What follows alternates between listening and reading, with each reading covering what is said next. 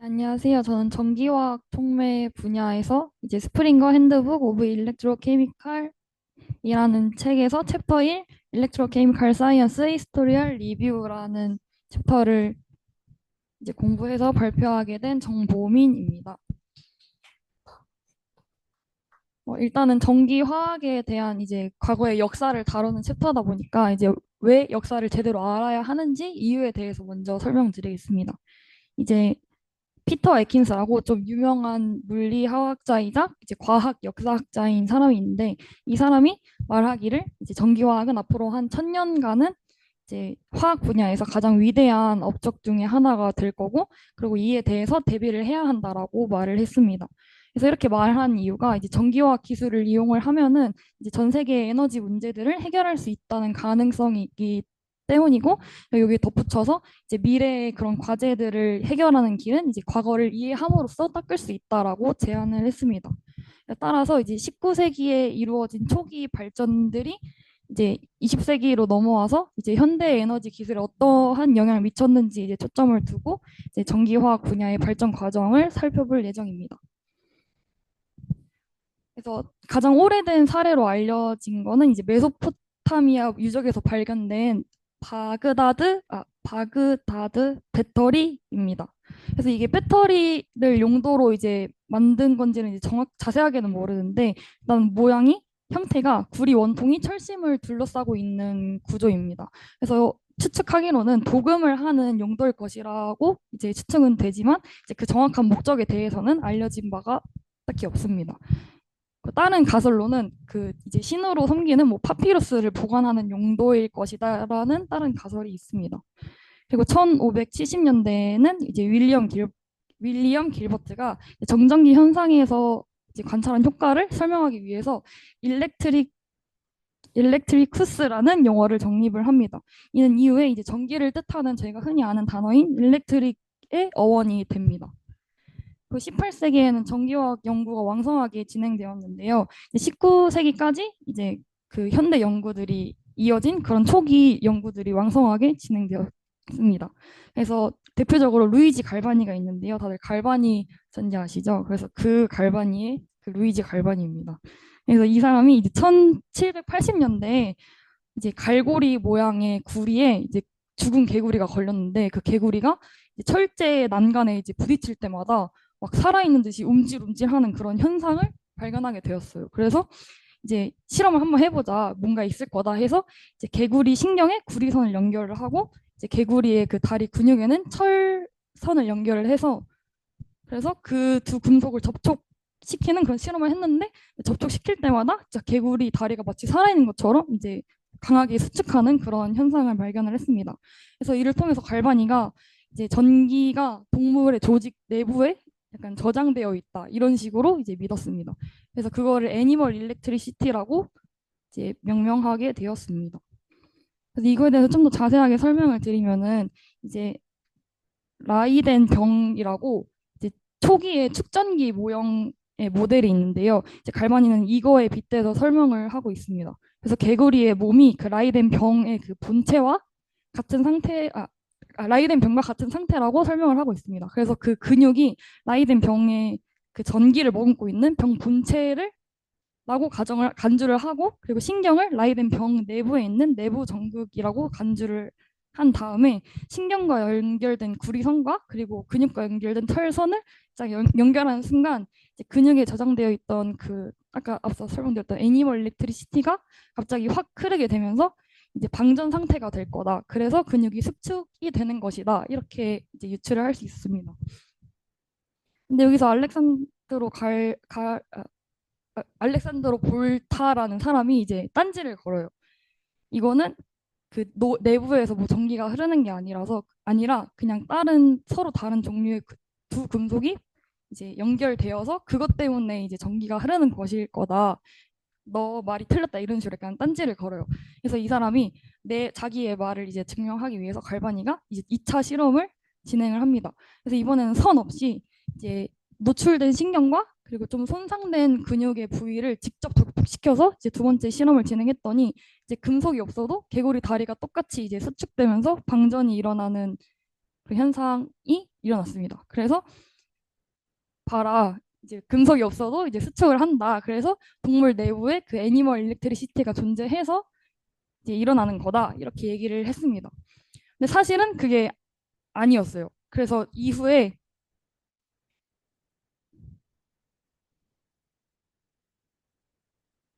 네, 이후에 또 정정한 두 사람이 있는데요. 그 사람이 노빌리와 마테우치라는 사람이 이제 두 번째 실험이 틀린 이유를 이제 알려줍니다. 실험을 통해서 알려주는데 이제 그 이유가 두 번째 실험에서 방전되었던 이유는 그 애니멀 일렉트리시티 때문이 아니라 이제 손상된 근육과 그냥 건강한 근육 그 사이에 전이차가 존재를 한다. 50mV의 전이차가 존재를 하는데 그것 때문이다라고 이제 주장을 합니다. 그래서 그 전이차를 인주리 포텐셜이라고 합니다. 그래서 알렉산드로 볼타가 그 갈바니의 시험을 보고 이거는 그 서로 다른 두 금속이 마주했기 때문에 전기가 흐르는 거다라고 주장을 했었잖아요. 그래서 그거를 이제 자기들이 다시 보여주려고 실험을 합니다. 그래서 개구리 다리 대신에 소금물에 적신 그런 헝겊, 그러니까 전해질에 적신 헝겊을 대신 사용을 하고 서로 다른 그 두 금속을 이제 사이에 끼워 넣어도 똑같이 전류가 흐르는지를 실험을 했더니 똑같이 전류가 흘렀어요.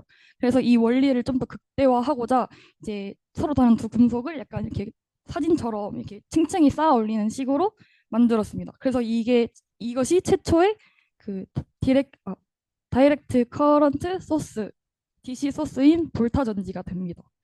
이 볼타 전지가 우리가 지금 쓰고 있는 모든 배터리의 그런 조상님이라고 할 수 있어요.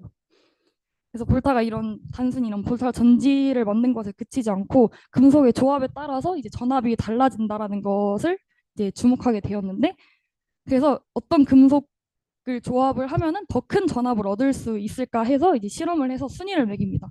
그래서 이것이 바로 다들 이제 밤야공이라면 한 번쯤 들어보셨을 그 스탠다드 일렉트로드 포텐셜, 그 표준 전극 전이의 개념의 시초가 된 것입니다.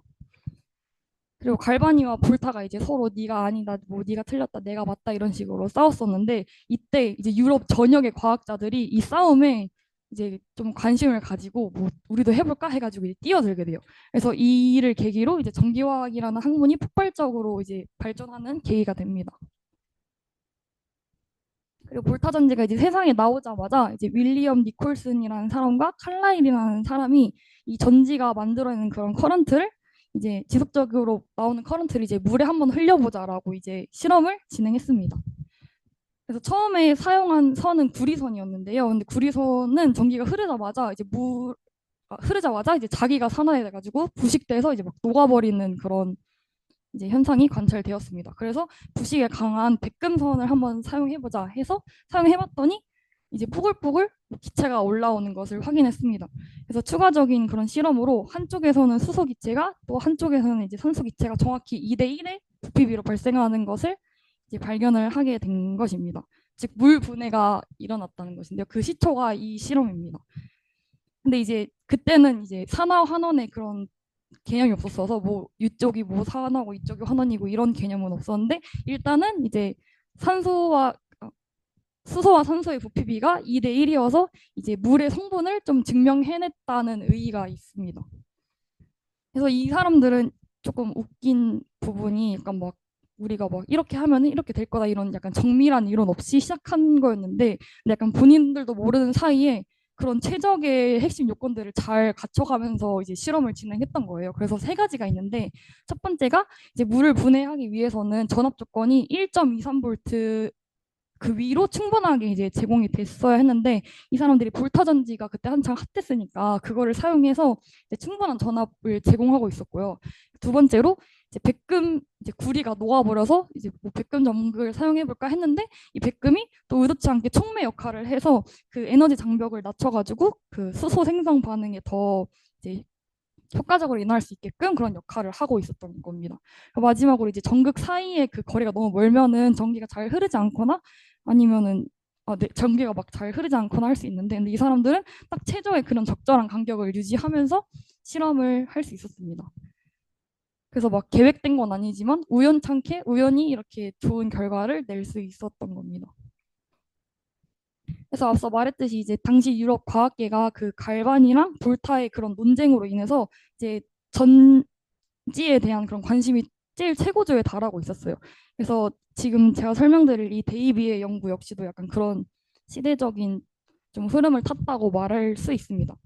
데이비는 이제 전해질에 전기를 흘렸을 때 약간 전극 근처를 자세히 보니까 물질의 조성이 조금씩 변하는 것에 주목을 했습니다.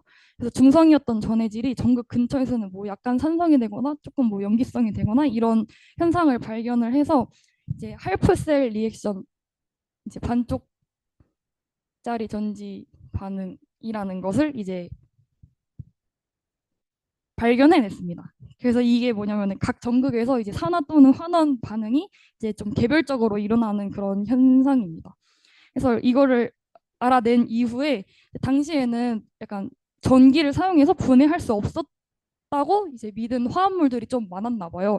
그래서 그 중에 하나가 포타주라는 화합물이 있는데 이제 얘가 그러면 불타 전지가 강력하니까 그 전지를 사용해서 한번 분해해보자 해서 이제 포타주를 분해해서 최초로 칼륨을 분리해내서 얻어냅니다.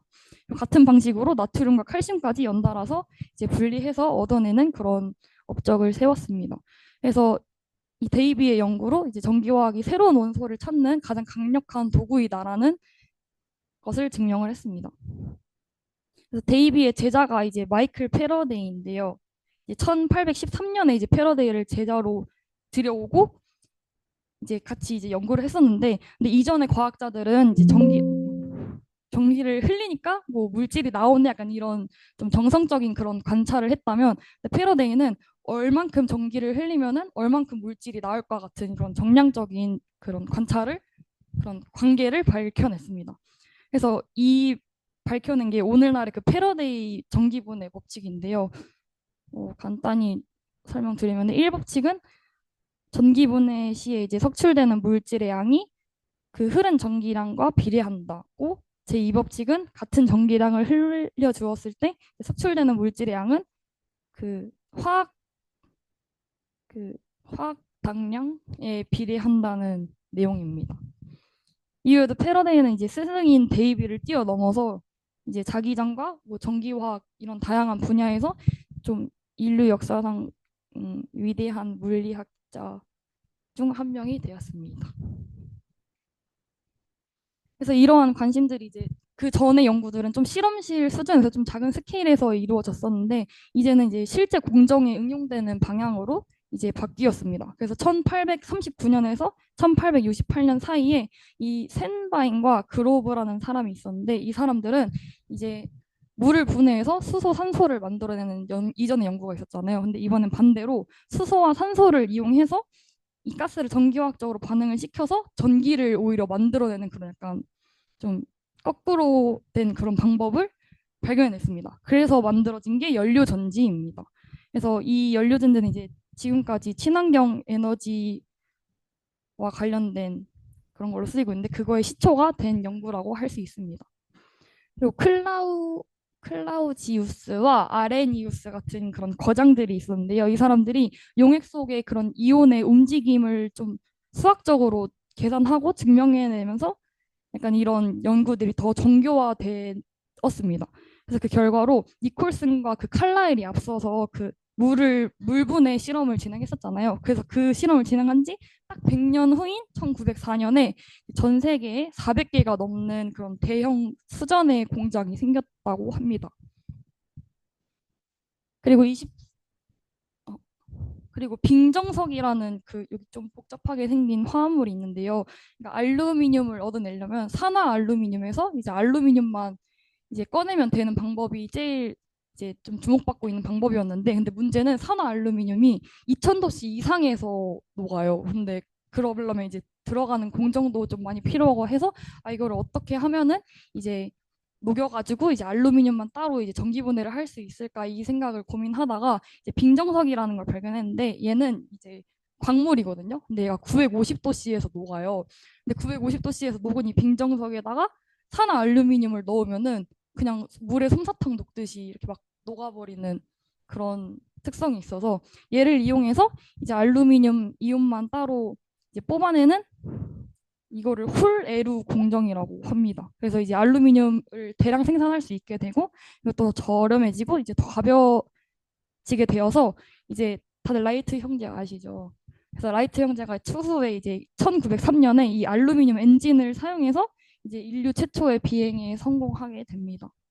그래서 이렇게 앞서 이제 19세기에 이루어졌던 그런 초기의 연구들이 이제 20세기로 넘어와서 영향을 미치는 그런 모습을 볼 수 있었습니다. 그래서 20세기 초부터 이제 전기화학이 노벨상을 이제 받으면서 이제 좀 학문적인 그런 권위를 인정받기 시작했는데요. 이제 대표적으로 이 세 명이 있는데 아레니우스는 이제 그 아까 앞서 말씀드렸다시피 수용액 안에서 이제 이온들이 어떻게 움직이는지 전기가 어떻게 흐르는지 그런 원리를 밝혔고, 그리고 오스트 발트는 그 촉매랑 화학 평형 이런 거를 연구를 해서 이제 화학 반응 속도론을 이제 기초를 좀 잘 닦은 인물입니다. 그리고 마지막으로 네른스트는 이제 열화학과 그리고 일렉트로드 포텐셜 그 사이의 관계를 이제 수식으로 정리해서 저희가 지금 아는 그 네른스트식을 이제 정립한 인물입니다. 그래서 이 세 명이 이제 노벨상을 받게 되었고, 그거에 이어서 이제 학술지의 논문들도 이제 폭발적으로 증가하면서 이제 1902년에 전기를 이제 화학 공정에 응용하는 그런 기술들이 더 막 폭발적으로 늘어나면서 이제 일렉트로 케미칼 소사이어티라는 ECS라는 그 저널이 정식적으로 결성이 되었습니다. 학회가 결성되었습니다. 그래서 학술지의 논문들도 막 폭발적으로 증가하고, 그래서 1930년대에는 1년에 논문이 28편이 나왔고, 그리고 2012년에는 이제 한 개의 그러니까 한 달에 나오는 논문만 이제 66편이 실릴 정도로 이제 연구 규모가 이제 수십 배 이상 증가했다고 합니다. 저희도 최근 것도 찾아보고 싶었는데 찾아내 좀 어려움을 겪어서 말씀 못 드린 게 조금 아쉬운 것 같습니다. 그리고 이제 과거에는 단순히 이제 액체 이제 전해질에서 제가 어떻게 이제 어떤 성질을 가지는지를 연구를 했다면, 이제 현재는 좀 에너지 기술이나 아니면 뭐 고체에서도 이제 그런 어떤 양상을 띠는지 그런 연구를 하는 좀 융합된 학문으로 진화하였습니다. 그리고 앞서서 에킨스가 언급했듯이 앞으로도 좀 계속 더 발전할 준비가 되어 있다고 저자가 평가하고 있고, 그리고 분명히 전기화학은 화학과 그리고 기술 분야에서 수많은 주요한 업적을 남길 것이라고 이제 저자가 예측을 하고 있었습니다. 네, 발표 여기까지 하겠습니다. 감사합니다.